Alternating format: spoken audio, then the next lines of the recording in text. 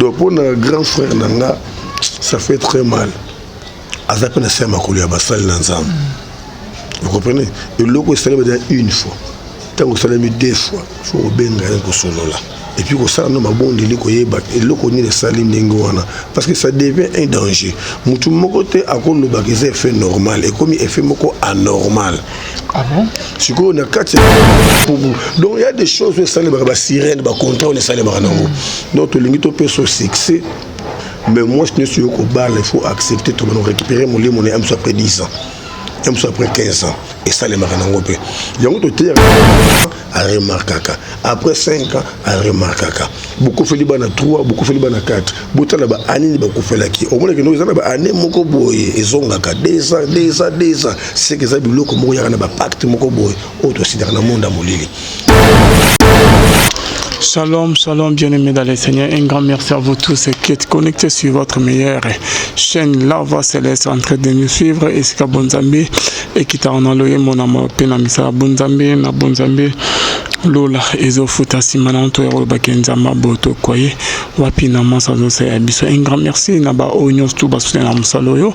Là je vois les pasteurs et fils amis ici à la bouche autorisée de l'Éternel depuis Zurich pe na moni philo muko ya motema bivens do mo depuis Londres pe na Majuzed le cœur motema papa Emmanuel na Boston des frères papi Kongé nous sommes de cœur avec vous oya wuto bungisa maman naye ben mère naye awana Kinshasa donc maman et maman Sylvie Wachini donc tikaite nzamba lola consolé mitema anabino l'homme de Dieu papi ko ngenda pe ni bota mobimba bonzambe na bonzambe lola ezo futa simana onto ya robaki nzamba boto kwaye wapi lelo tozawa nous sommes quelque part et pas papa évangéliste Ernest Mungu Yeneto Meko Soane Bama Solomon Ebede na émission lelo en tout cas vous êtes toujours connecté vous êtes de cité tozalina papa Ernest Mungu shalom l'homme de Dieu. Oui shalom de Calvin et puis shalom la bande connus bonne ko na biso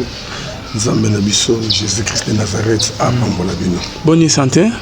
Oui nangolo nzambe ça va. Ça va vous assure?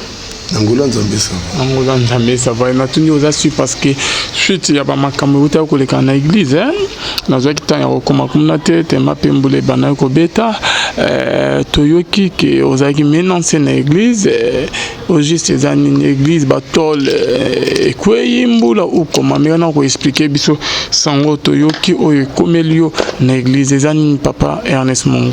Oui, naza menanse na église na voisin na biso. Donc, na yébité, Toko, tu connais depuis 2015.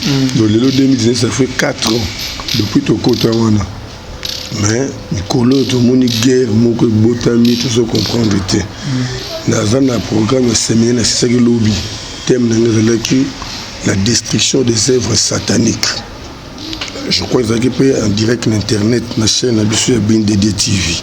Dimanche, d'abord, avant de le séminaire, dimanche, il y a les 20. À 5 h du matin, aussi c'est prière à 4 h. Le serviteur a démarré le moteur, la voiture pour souffrir une émission. Voisin, on a bimé les bandes à bandi qu'on gagne la serviteur. Pour dans les sauter, dérangement, la prière, la bine à tombeau qui m'a casse. La bine a ébi que pasteur à Zanakati.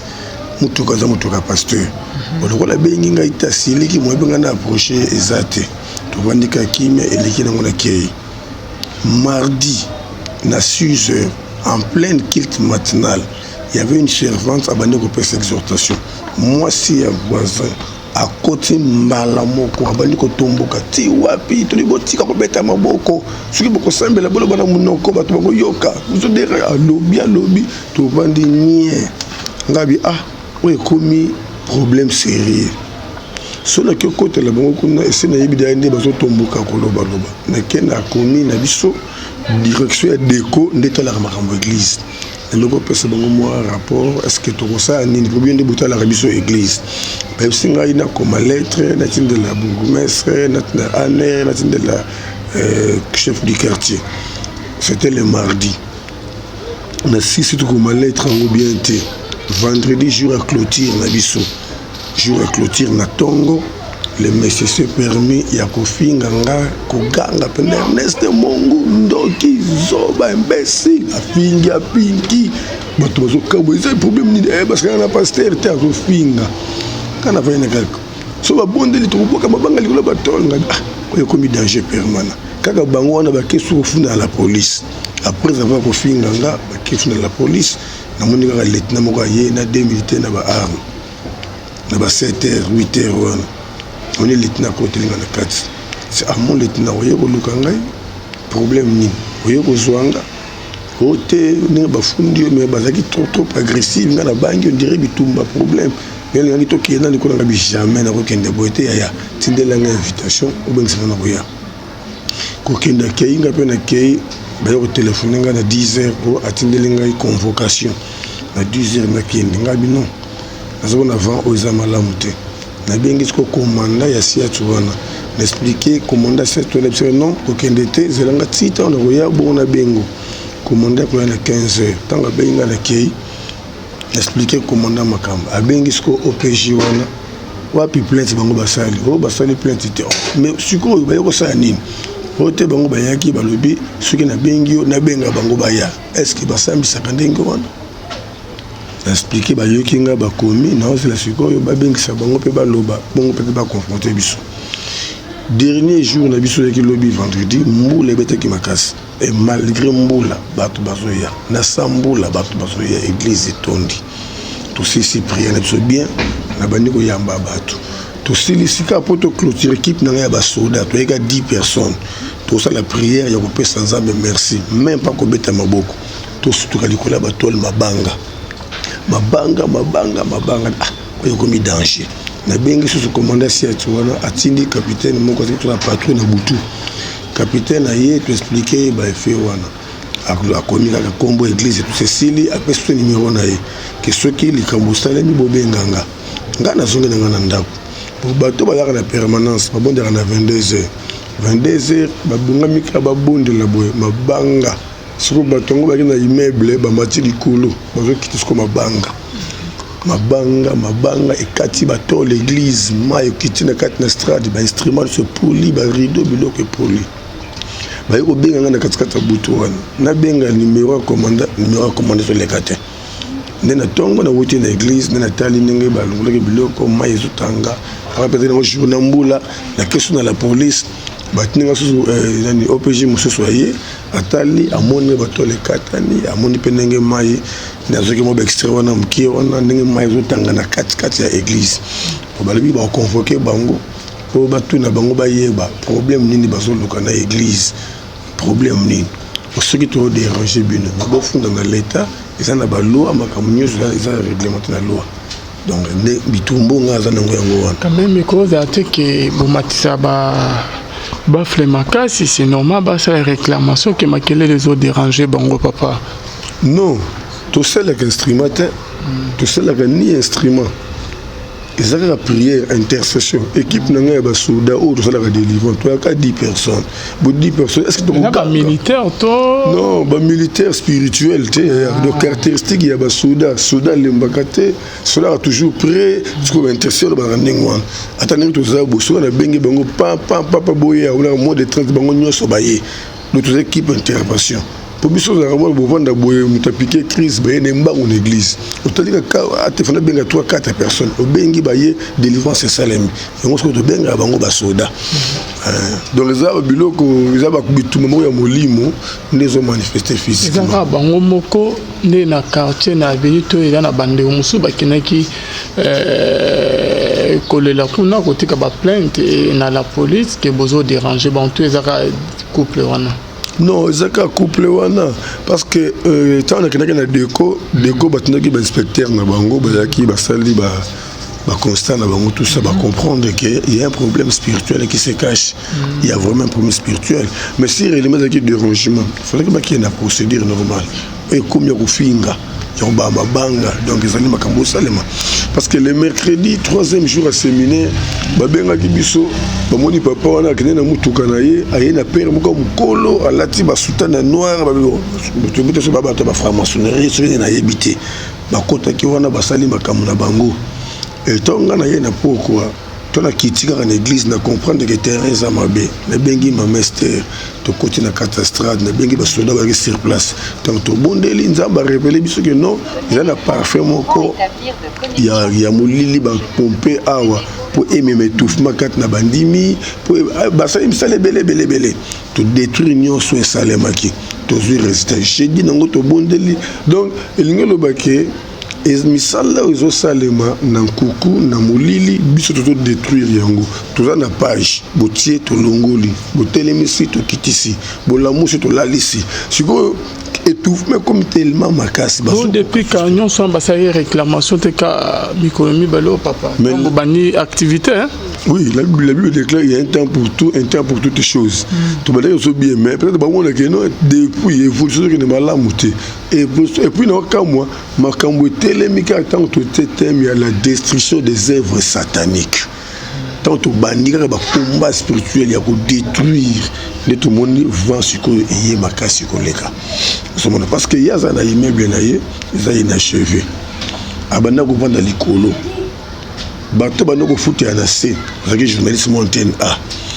Abanoko pesa biso félicitations. Surtout bonde la butu, ayebisi biso en tout cas pasteur, en tout cas félicitations, merci bosunginga. Ndeko bandeko bondela, ngapela no bondela. Moko musu mona apikaki crise ba ene butu ba kota kat na église to bondeli. Moko musu petite sœur na apikaki crise na kata ndako wana. Ba bengi biso to koti mbango na lupango to déclarer à la muki. Ba yeko longa na lupango wana na ba raison na bango. Parce que est-ce que à longueur du collège que bango vendre à remplacer bango na C. Parce que depuis remplacer bango na C, ne comme bitumba na bitumba. Oh non, bah quelle est la prière, alors si pour te soutenir, bah locataire na yelo comment qui va quelle est or quoi locataire bah qui m'a ba histoire msous. Oh bah ndoto mabe, bah belé. Donc en tout cas stade où toi nango yango wana. Biso to bundaka na maloba te na makofite, to bundaka na molimo. La prière, Nzambe nde mutu asala ndenga bon Nzambe na pose église na ye. Il faut yemo ko Nzamba défendre ngo. Toujours banga nde comme physique parce que azoko de ko intoxiquer ba jeune ya quartier na ndenge asala mo équipe moko songolo pour bato babami mabanga. Bato quartier ba témoigner que eza bato ya quartier te. Eza bato outi da bona kitao magasin pour azana bar moko nene yebana partout.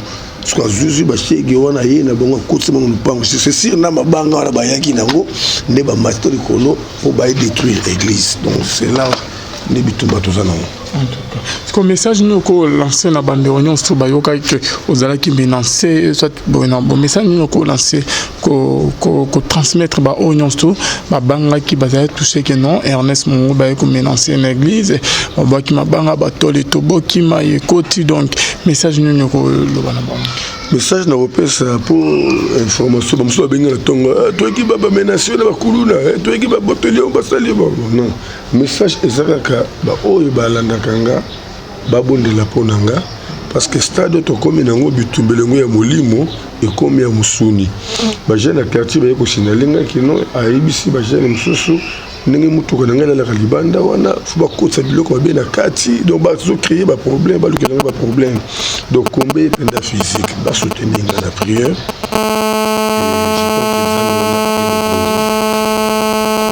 c'est comme parce que to comme la période d'amboula na ibinga l'état okata makambuté parce que batol nyoso panzani ce que to ressemble ndeni soki mbule beti pour maizo kota na strade maizo kota de moto semble zata soki mbule kobeta pour batol katani mai comme kota partout to yebité est-ce que l'état passe solution dans l'immédiat to yebité donc yango ka trouver de base comme la prière Nzambe moka sa contrôle pour pas moniquer à quoi contribuer pour te limiter bango ba futa na pensé na olinga te que l'état ba que no ba charge wana ali ba pesa mbongo to ba so batol na olinga ka l'état kataka na ndenge to na kimia et biso moko to lukambongo mke to somba to bongisa église na Nzambe oleke bango ba futa ba non ndelo razo boyango.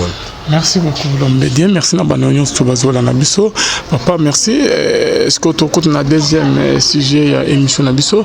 Papa je crois bien que aux au courant et à sango ya mawa il a encore du Christ matanga ya Matou Samuel première question dans les étant que yo ali collègue naé évangéliste il est pas évangéliste message nini okoko lobana di botana nzambe bazola na biso disparition ya mwasi na eboti makambo ebele bilobela pezolo ba mebele.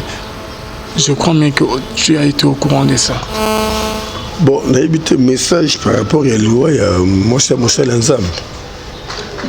Message nandenge que makamezo tamola na ba réseaux sociaux na ba télévision na bandeko non wana za troisième mois sina ya kufa eza normalité bona boye bazomono ndire que Matou Samuel mais mutu azali responsable et ya ba makamnyon tout et c'est passé net que mon maman kapia kufi bazo boule on dirait que Matou Samuel Alexis na Christ bona bo message nin au bétant un serviteur dédié na makambo et comédie pe collègue na yo.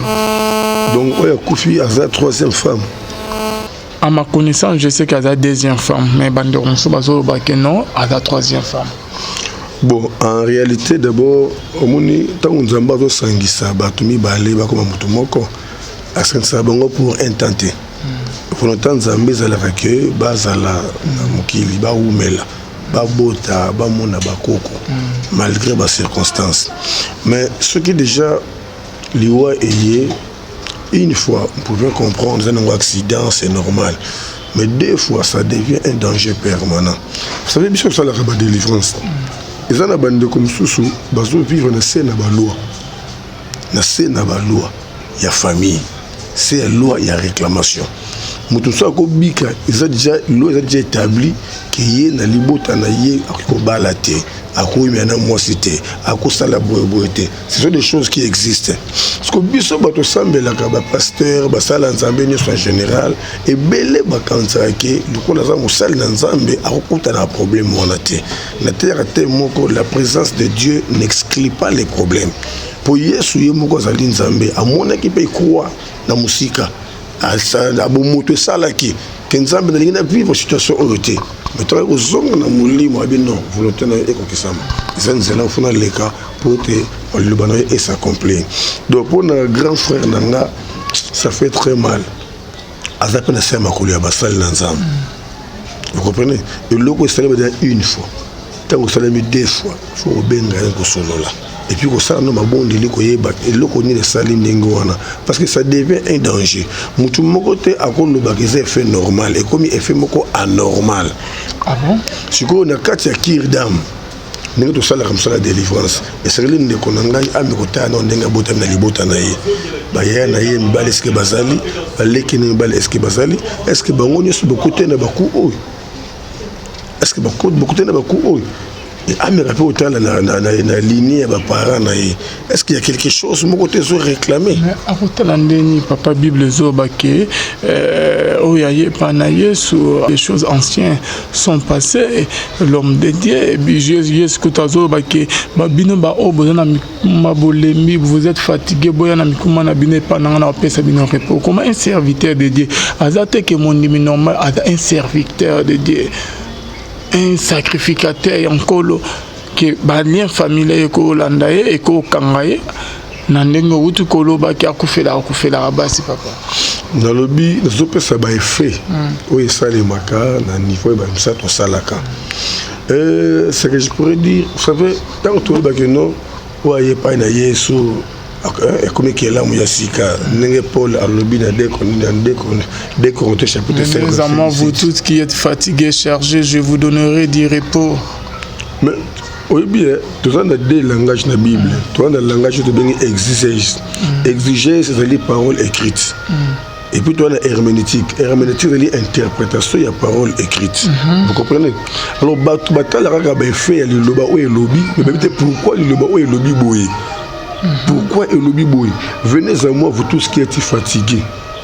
Vous ne voyez pas dans la Bible habitez que venez à moi vous trouverez. Venez à moi vous prenez. Venez à moi vous prenez. Venez à moi je vous donnerai. Il y a un temps présent et un temps futur. Et entre le présent et le futur il y a une trajectoire. Et dans cette trajectoire il y a une trajectoire. Vous comprenez? Alors, il fait la trajectoire. Il fait résister à futur, n'a appel à présent. Mais trajectoire, venez à moi. C'était au présent. Et je vous donnerai au futur. Mais au futur, ça peut prendre une année, 2 ans, 3 ans, 5 ans. Et avant, au cause au repos, et ça n'a pas parcours. Ça n'a pas comme là. Donc on dit que tu entre biso, kaka Bible, koye ba Bible za nango bien, mais interprétation ya Bible. Ndeza mutu ya makasi koleka. Koye ba Bible za bien, mais émotion esprit vendicat na Bible. Ce qui vendicat na yote, on comprend la Bible à travers. Mais l'homme de Denanyongo Zoloba, au lobby que non, ce qui est comme que Zozonga Zonga, n'est bando bazo, baki oh, non, oh, il y a dans le 3e mois sinaye, et sa normalité, bon, aboye par là.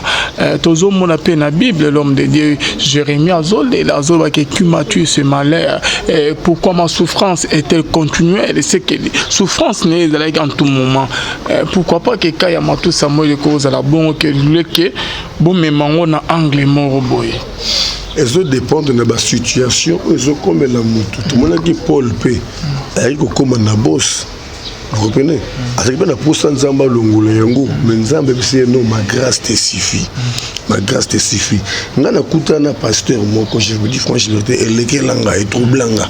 Azeb sanga bi moto na Nzambe mikolebe to mona na katenga na zoke problème. Dia ba komata ki moi si ngati à la fin des comptes à réussir kaka moi ça daï. Sungana mutema mais comment pasteur azol ba dia ba combattre pe dia ba réussir. OK Bible sur le banabiso ke ba ko bundisa bino ba ko longa bino te Jérémie chapitre 1 verset 19. Ba ko bundisa bino ba ko longa bino te nganzambe na zapo na kangola bino pour dire que bitumbe za biso mais échec za biso te. Donc ça ba zapo a empêché que échec comme la biso na bitumbe zo comme la biso. Vous comprenez? Et bien na simbaka ba adverbe mi balé ne sait que Bible le malheur atteint souvent les justes mais l'Éternel l'en délivre toujours. Toi des adversaires, toi adverbe pardon, toi souvent na toujours. Na quand na malheur ba souvent mais na délivrance ba toujours. Pour dire que situation nyoso ko comme na yo na yeso longo esengeli olonga. Esengeli elonga. Ngana tinate ya ndengo wana malheur nyoso ko se répéter 2 fois na vie avec Christ, ça devient un danger permanent. Il faut chercher la révélation dans la profondeur pour qu'il ait comme à 3e poité. Donc c'est normal. Dès qu'on a vu sur moi ça les bossos à coucher. C'est normal. Tout ça batou, mon na batana ye badele na ye. Et 2 mois si je pas à coucher. Mais comme c'est quoi danger. Et quoi tirer attention à batanios. Malgré tout compte on a jugement direct parce que Nzambe na yebi le pourquoi. Mais na ba fait wana mutu dos faut l'interpeller. Tout fois à l'interpeller. Une fois c'est normal, 2 fois ça devient un danger, ça devient un suspect. Il faut nous amener à Catalikambo. Pour jugement, écoutez pas, nous ne pouvons pas juger. Nous ne pouvons pas juger. Mais nous avons Mosali Nanzambe, Azape na sena makolo ya basali Nanzambe. Peut-être na stade où nous basali Nanzambe ba meramena kolamuka. Parce que 2 fois ça devient déjà un danger. Si tu as bien erreur de temps que les candidatures au Bouma Kabasake apôtre, avec au Bouma Jean, Bioni, Église et qui conscience. Tant que Bomi Jean, Église et Fungwami. Ah, Moutou n'a bandi bou. Tant que tu as 2e personne, Mbalamoko Église et côté dans ma bondeli. Vous comprenez? Église et côté dans ma bondeli. Et comme il prier pour la pierre. Et Nzamba tina qui ange a été comme sa pierre na 4 na prison. Vous comprenez? Pierre a coupé quitté. Il a été sauvé. Parce qu'une fois, c'était normal. Bakangi, bakati mutu. Bon, ils ont accident tout ça. Mais bakangi deuxième. Ah, au danger comme église et la moquée. Donc, le pasteur, bah, mais qu'un peu qu'on la moquée. Il y a mon grand frère, ah, mais quand on la moquée. Ah, mais quand on la moquée. Mais comment, Seigneur? Moi, c'est le boussoir qui est, c'est rien marié, il y a mis Bala qui est, il y a mis Satoun Zambi. Qu'est-ce qui ne va pas? Il y a un problème qui se cache. Dans la vie, il y a un chrétien, tout ce gars, comme on est, ça ne va pas. Maladie, donc, comme on l'a un autre. En tout moment, que l'hôpital, santé bien, ta zone, kiss, à quelle source. Comment on dirait que maladie permanente n'a qu'à corps. Et quand on a besoin de répéter, la famille, il faut ate mon adolescent koluka nzambe en profondeur. Il faut aluka nzambe en profondeur. La Bible déclare un fois que moi je te répondrai et je t'annoncerai des grandes choses, des choses cachées que tu ne connais pas. Mototo a yebi verset oyo comment que on numéro de téléphone nzambe Jérémie 33:3. Mais loko mutuya yango nzamba zoba na Proverbe 29:18. Quand tu n'as pas de révélation, le peuple est sans frein. Après négativité songolo tozo na nzambe kotu na nzambe Seigneur pourquoi tu côté dans likambo oyo pour tozo mayele. Vous comprenez? Il y a au moins Matou Samuel nazara na nzambe moko na te ya kana aussi la révélation oya yemba. Loba po nangara Yesu loba po nangara na yeba liboso na kokendeza lolenge nini na milengele liboso na kokendeza lolenge nini sakola po nangara Yesu sakola po nangara sakola po nangara Yesu sakola po nangara na yeba liboso na kokendeza lolenge nini na milengele liboso na kokendeza lolenge nini. Non, moi c'est un coup. Ah Seigneur mon Dieu, révélez-moi des choses cachées. Et ça maladie normale parce que c'est normal moi ça couvre. C'est normal tout ça bateau. Mutakoti la seko na seko azate. Même ngana moi c'est nga musakoli Esther Mungu et ça na mkolea kukufa. Et ça mkolea kukufa na yebite na kukufa liboso. On est secret ya Nzambe. Sikoyo effet ya liwa pesa na normal. Otali maladie nenge bandi pam et qui na normal. Malgré diable bata makapesi mana malade. Mais tant que perdre la qualité de biso perdre moi aussi. Il y a moins de rebond de l'ensemble, c'est très faux, c'est important que l'ensemble peut révéler que sa volonté n'angai. Nga na kofa la petite sœur nanga. Ngai Ernest Mungu. Leki nanga zobela na bondeli na bandi ko réclamer nzamba yibisinga alobi Ernest azako se séparer na yo mais azako se séparer na ngai te. Na ndimi ko zamoli monaye. Wana leki nanga kofina nte mais nzambe sa yibisinga. C'est ma serviteur. Ah Seigneur a permettre les qui n'ont pas. Est-ce que c'est normal? Normalement on dirait étrange. Est-ce que c'est normal les qui n'ont pas? Naza comme ça vérité nzamba zo kangai madame nanga kaibili kambo oyo. To lali na madame nanga na ndako. Mokolo le qui nanga akufi. Nzamba yebisinga ke Ernest nazwi molimo ya leki na yo. Na yebisi madame nanga na bi atoke na hôpital mbangu. Nzamba yebisinga ke azwi molimo ya petite sœur nanga. Na lamuke na katikata butu. Na komi na hôpital na kuti mama nanga alali mbeto moko na leki nanga grande sœur nanga alali na se ben filmer de garde balali na bureau. Na lamusi ben filmer de garde. Mais c'est bino boso la musa ndingini. Leki nanga sa ko fino moite. Na ya na ye na musala nzamba sololi nanga ke sa jemo molimo leki nanga donc boteli boy akobanganga azobanganga atali boy effectivement leka zali na vite effectivement tout ça ndenge ndinga bino soki mère yebi sikoyo eza mobulu to ça ndenge nini bazwimba la moko to kosela non soit intensif bakida to na soit intensif abongisi leki to kimisi nzela cimetière qui na morgue et na loki stratégie pour prier pour la repère information na même kimia kat na maman kat na grande sœur pour na na ndako donc Nzambe alobi eloko moko te ekomela ba oyaye sans qu'il a révélé bango avant. Vous comprenez? Amos chapitre 3 verset 7. Donc tant déjà nous kambo nene ngone salemi ndeko za capable de zonga pe na présence en Nzambe ko pesa d'abord Nzambe merci parce que Nzambe pesa ki Nzambe azui. Et s'il y a des choses cachées Nzambe ko révéler et na prochain mariage il faut déjà qu'on empêche ceux qui sont dans molili et se manifester les sociétés. C'est très important. Pour ba onion surtout bazo ba que non frère Adam tabaki si a des kisima sinaye pour na boyo ala na sirène. Makamebele le bami sur notre bien-aimé des grands frères Matou Samuel ok tozana na respect makasi toni madika bonza machaka tinaye tozo confirmer makambo bandero balobite mais to meko sa analyse o azana sirène allez sirène wana zo basi naye bido mo ya bongo etant que ozali l'homme de Dieu l'onyokolo non population bandeko bazo bongo monyambe na place wana ngai na kuti koloba eloko te pe bandeko bazo lo bandengo wana baloba te ceux qui bazar na jugena qui dirait na révélation wana te parce que quel que soit les cas za musala nzambe la bible zo peut que ça biso ko lo mabe ya musala nzambe donc ndenge za boye ngana lo baba fait par rapport à misala tout ça laka et ça la rappelle réclamation ba loi mutu yemo pe akoyeba te mais ça la loi moko te l'établi pour batba ou mela na basité na kat na mabala na bango ya yebi le côté mais loi moko eza établi to pe mutu ye moko ko yeba pe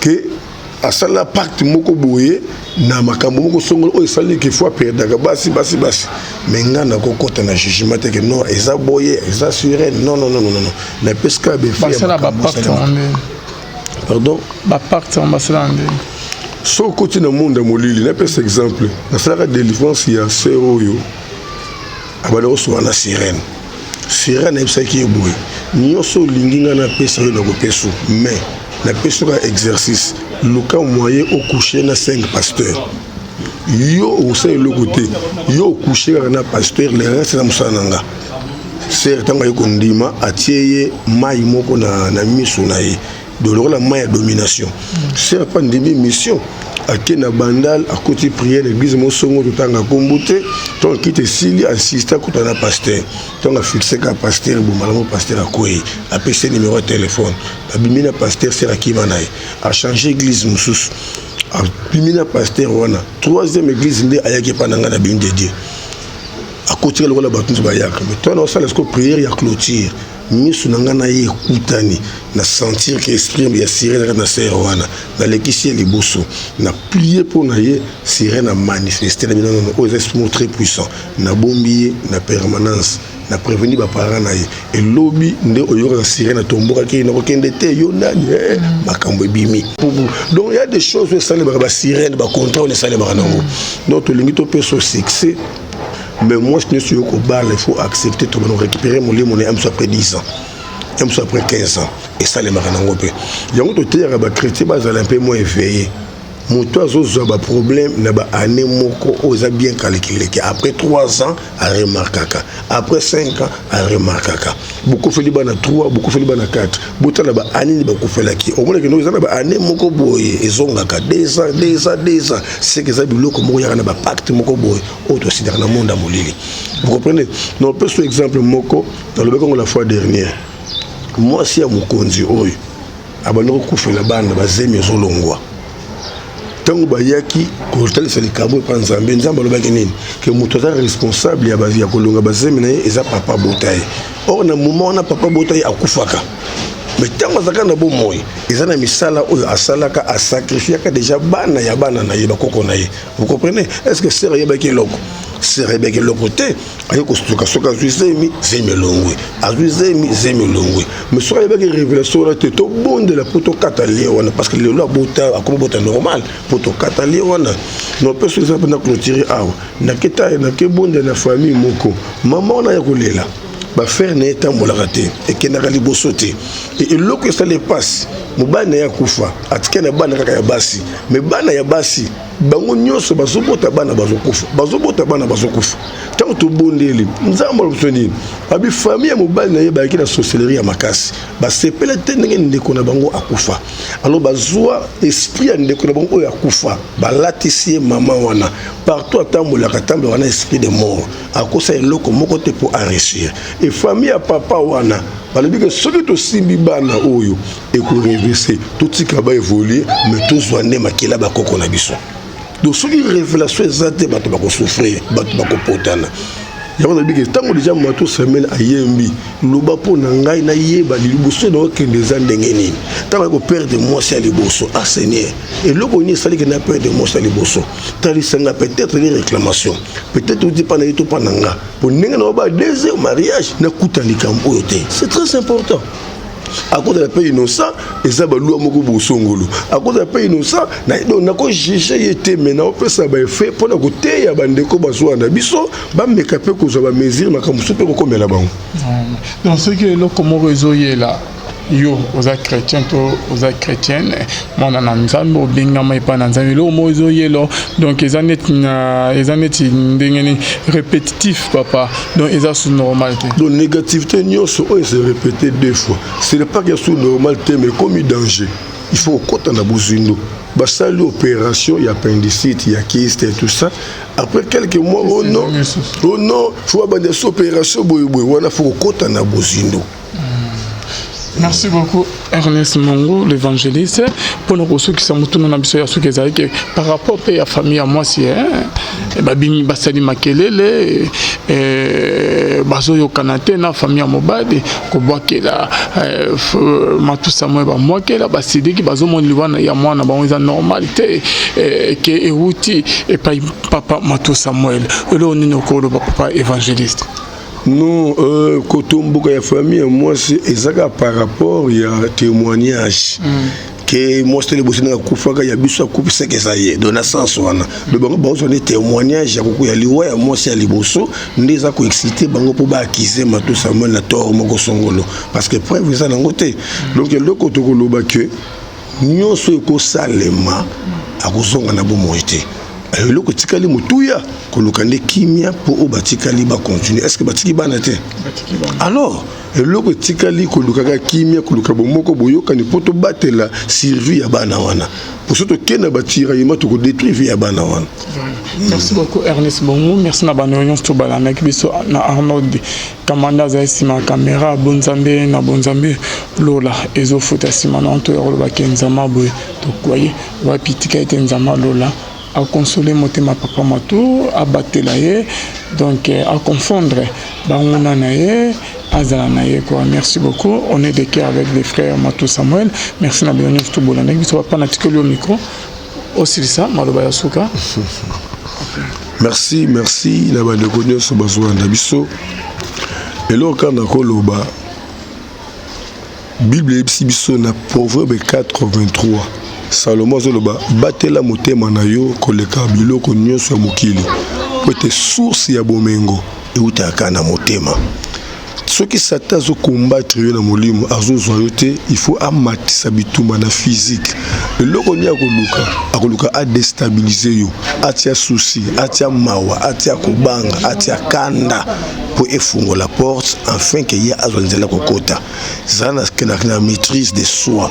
Quel que soit le cas, sunga que motema na yo eza toujours na kimia. Na te ke motema na mutu ezali ndako oyo ekiko yamba makambo nyonso te. Kanda zali mopaya mabe. Soko zwi kanda suki se libanda ndako na yo. Kokoti na kati na motema na yo te. Po soko koti na motema na yo ayeko détruire. Kanda tinira jamais batu ba le moloba ya malamu. Kanda lobaka jamais maloba européen bato esengo. Kanda pesa bato kaka maloba ya mabe, makanisi ya mabe, mapusa ya mabe. Do lelo eloko na ko bakisela yo ezaka batela motema na yo koleka nyonso yo komona na mokili oyo. Luka par tous les moyens motema na yo ezana kimia. Olingi nzamba sano bakawa minene. Olingo kene musika ezo dépend na motema na yo. Zala motema munene. Yeba ko supporter ba faible, yeba ko comprendre, bato nyonso baso comprendre yo te. Ko kota na langage na bango te boko malokola bozana ndenge moko. Luka différence wana esalema na yango nzambe akoyeba ko tombola yo. Eloko nako basaka yango wana batela motema na yo koleka biloko nyonso ya mokili oyo. Quel que soit le cas, motema no e garder kimia nango. Ba lobelo mabe, ba finga yo, ba tonga yo, mobile kei, makambo zo marché te. Nyonse baby, ba faire ekoué et loko yo ko luka garder motema na yo kimia, garder motema na yo pur. Parce que Bible zo le d'abord 1 Timothée 2:8. Je veux que les hommes prient en tout lieu en élevant les mains pures, sans colère ni mauvaise pensée. Donc partout qu'on s'est retrouvé, batela motema na yo. Nzambo le bibatu ba vanda motema kimia ba longola kanda. Notre Dieu s'éloigne des hommes méchants. Alors pour battre la motema na kimia, oza condamné oyeba ko limbisa, oza condamné oyeba ko supporter faiblesse ya bato. C'est vraiment important. Vous savez, il y a quelque chose au Bible dans Hébreux 12:14.